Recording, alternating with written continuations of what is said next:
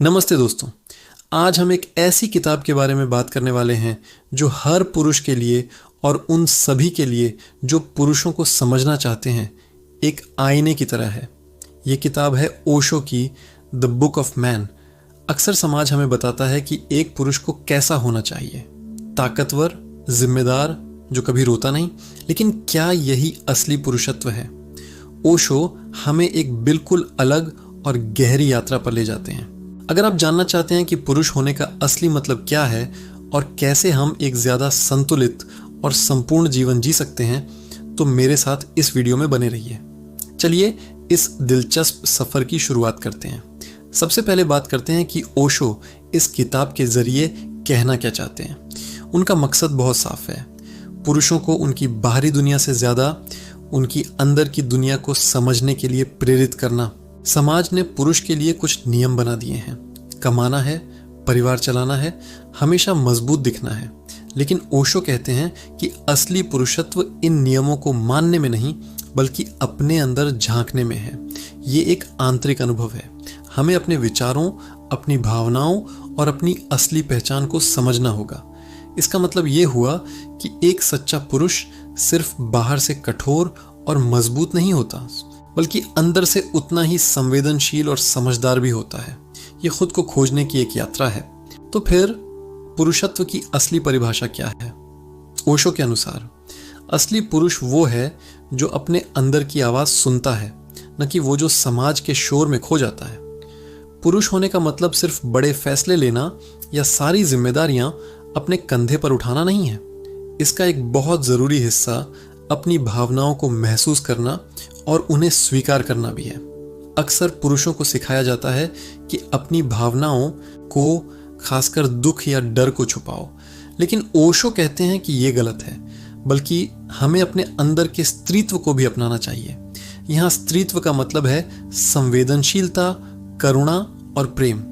जब एक पुरुष अपनी ताकत के साथ अपनी कोमलता को भी अपना लेता है, तभी वो संपूर्ण बनता है। असली पुरुष शक्तिशाली भी है और संवेदनशील भी। वो जोरबा भी है और बुद्ध भी। अब बात करते हैं समाज में एक पुरुष की भूमिका की। चाहे वो एक पिता हो, पति हो, बेटा हो या भाई, समाज ने हर भूमिका के लिए कुछ उम्मीदें तय कर रखी हैं। ओशो इस पर भी बहुत गहरा कटाक्ष करते हैं। वो कहते हैं कि सिर्फ अपनी जिम्मेदारियों को मशीन की तरह निभा देना ही काफ़ी नहीं है। एक पुरुष को अपने काम, अपने परिवार और अपनी खुद की आंतरिक शांति के बीच एक संतुलन बनाना सीखना होगा। और सबसे ज़रूरी बात, हमें पुरानी घिसी पिटी धारणाओं को छोड़कर एक नए और स्वतंत्र दृष्टिकोण के साथ अपनी भूमिका निभानी चाहिए। एक पिता का काम सिर्फ पैसे कमाना नहीं, बल्कि अपने बच्चों को भावनात्मक रूप से समझना भी है।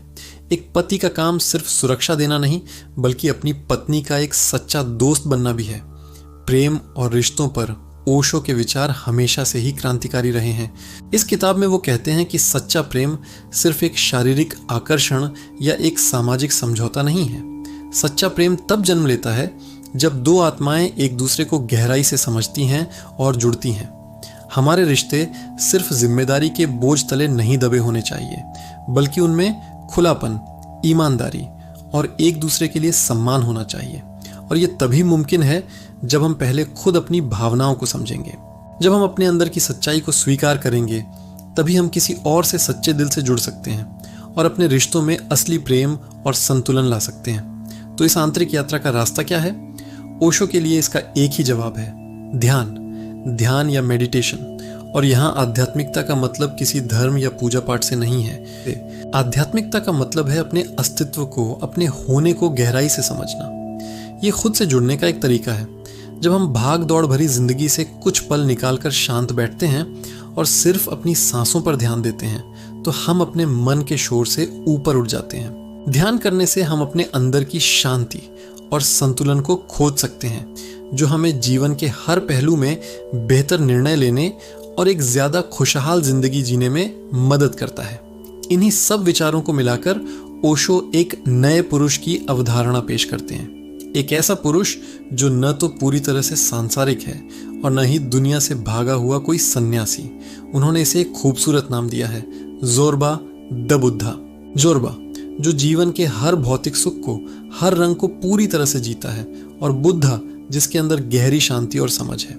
ये नया पुरुष समाज के बनाए पुराने ढांचों में नहीं बनता, बल्कि अपनी समझ और अपनी स्वतंत्र सोच के साथ जीवन जीता है।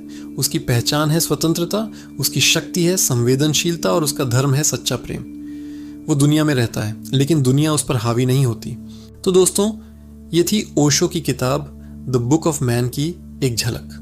ये किताब हमें सिखाती है कि असली पुरुषत्व किसी बाहरी ताकत या पद में नहीं, बल्कि अपनी आंतरिक समझ, प्रेम और संतुलन में है। ये एक पुरुष को अपनी भावनाओं को अपनाने और एक संपूर्ण इंसान बनने के लिए प्रेरित करती है। अगर आप एक पुरुष हैं या किसी पुरुष के जीवन को करीब से समझना चाहते हैं, तो ये किताब आपके लिए एक अनमोल तोहफा हो सकती है। उम्मीद है आपको ये वीडियो पसंद आया होगा। अगर हाँ, तो इसे लाइक करें और चैनल को सब्सक्राइब करना ना भूलें।